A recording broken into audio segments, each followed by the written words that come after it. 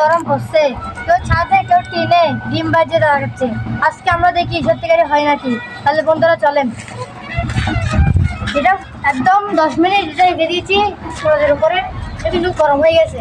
আমরা এখন ঠান্ডা তেল দিয়ে দিচ্ছি এখানে।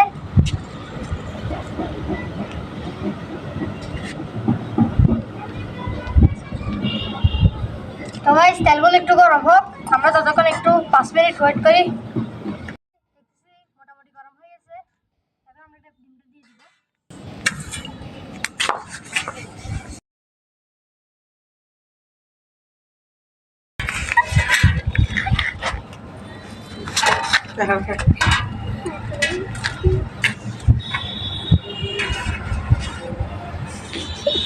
আমরা ডিমটা এখন দিয়ে দিয়েছি, দেখি কতক্ষণ পর এটা হয়ে যাবে।